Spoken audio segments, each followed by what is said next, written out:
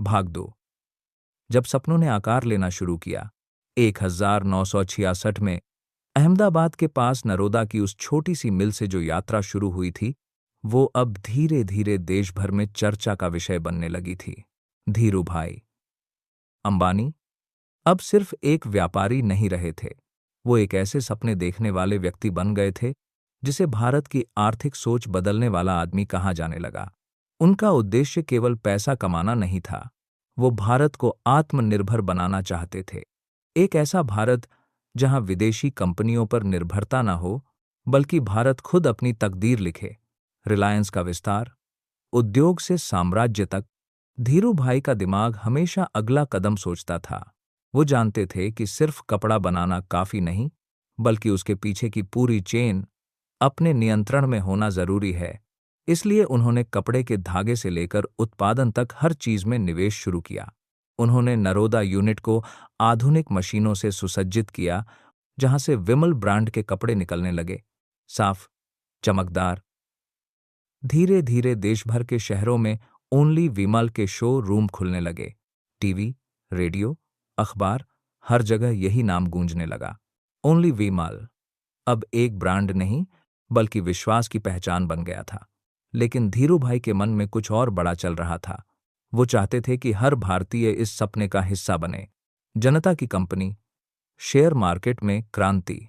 साल था 1977। धीरूभाई ने एक ऐसा कदम उठाया जिसने भारतीय कॉरपोरेट इतिहास को बदल दिया। उन्होंने तय किया कि अब रिलायंस इंडस्ट्रीज लिमिटेड सिर्फ एक कंपनी नहीं रहेगी, यह जनता की कंपनी बनेगी। उन्होंने अपनी कंपनी को पब्लिक लिमिटेड बनाया और साधारण भारतीयों को भी उसका हिस्सा बनने का मौका दिया। पहली बार मध्यम वर्ग के लोग, स्कूल के शिक्षक, छोटे व्यापारी, सब शेयर खरीदने के लिए कतार में खड़े थे। लोगों को विश्वास था, अगर धीरूभाई अंबानी पर भरोसा है तो यह निवेश जरूर फलेगा। और सचमुच रिलायंस का शेयर मार्केट में प्रदर्शन ऐसा रहा कि हजारों लोगों की जिंदगी बदल गई। कई लोग जिन्होंने 1,000 रुपये लगाए थे, कुछ सालों में लाखों के मालिक बन गए। धीरूभाई की सोच, छोटे निवेशक की ताकत।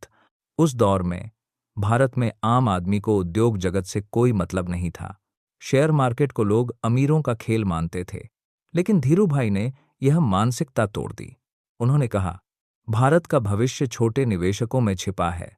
जब आम आदमी उद्योग में हिस्सेदार बनेगा, तभी सच्चा आर्थिक लोकतंत्र आएगा। वो हर छोटे निवेशक से मिलते, उन्हें समझाते कैसे शेयर में निवेश उनके भविष्य को बदल सकता है। उन्होंने न केवल पूंजी जुटाई, बल्कि करोड़ों भारतीयों को आर्थिक साक्षरता का पाठ पढ़ाया। विरोध और विवाद, पर सफलता कभी अकेली नहीं आती, उसके साथ ईर्ष्या और विरोध भी आता है। जब रिलायंस तेजी से बढ़ने लगी, तो पुराने उद्योगपतियों और राजनैतिक समूहों को यह बात खटकने लगी। उन्हें लगता था कि यह छोटे गांव से आया आदमी अब बहुत बड़ा हो गया है। धीरूभाई के खिलाफ अखबारों में खबरें छपने लगीं, उन्हें नियम तोड़ने वाला कहा गया। कभी कभी उन पर यह आरोप लगाया गया कि उन्होंने सरकारी सिस्टम को अपने हिसाब से झुकाया। लेकिन धीरूभाई शांत रहते।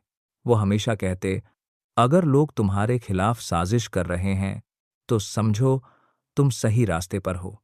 उन्होंने मीडिया की आलोचना का जवाब अपने काम से दिया।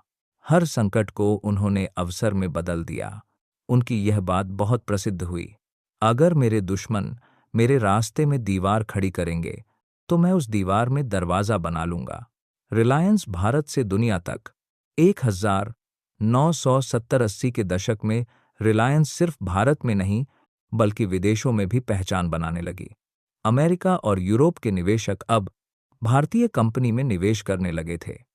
धीरूभाई ने भारत में पेट्रोकेमिकल, पॉलिएस्टर और फाइबर उद्योग की नींव रखी। उन्होंने कहा था, अगर भारत को आत्मनिर्भर बनाना है तो हमें कच्चे माल से लेकर तैयार उत्पाद तक सब कुछ अपने देश में बनाना होगा। रिलायंस अब केवल एक कंपनी नहीं रही थी, वह एक आर्थिक क्रांति का प्रतीक बन चुकी थी। कर्मचारियों के प्रति दृष्टिकोण, धीरूभाई अपने कर्मचारियों को परिवार मानते थे। वे हर कामगार से हाथ मिलाते, उनका हाल पूछते और हमेशा कहते, रिलायंस तुम्हारी है। अगर तुम मेहनत करोगे तो कंपनी आगे बढ़ेगी और तुम्हारे बच्चे भी गर्व करेंगे कि वो रिलायंस परिवार का हिस्सा हैं। उनका विश्वास था कि सफल उद्योग वही होता है जहां मालिक और मजदूर दोनों एक दूसरे का सम्मान करें। भाग 2 का अंत। अब तक धीरूभाई अंबानी का नाम भारत के हर घर में पहुंच चुका था। वो गरीब से अमीर बनने वाले व्यक्ति नहीं, बल्कि गरीबों को अमीर बनाने का रास्ता दिखाने वाले बन गए थे। पर असली चुनौती अभी बाकी थी। अब उन्हें अपने साम्राज्य को आने वाली पीढ़ियों तक सुरक्षित पहुंचाना था और यह साबित करना था कि भारतीय उद्योग भी दुनिया की किसी कंपनी से कम नहीं। अगर तुम बड़े सपने देख सकते हो तो उन्हें पूरा भी कर सकते हो। बस डर को रास्ते में मत आने दो। धीरूभाई अंबानी। दोस्तों, अगर ये कहानी आपको पसंद आई तो लाइक कीजिए, कमेंट में अपनी राय बताइए, शेयर कीजिए ताकि और लोग भी सुन सकें, और सब्सक्राइब करना ना भूलिए। फेसबुक पर देख रहे हैं तो हमें फॉलो जरूर करें, क्योंकि ऐसी ही दिल छू लेने वाली कहानियां हम लाते हैं सिर्फ एज ऑफ लेजेंड्स 25M पर।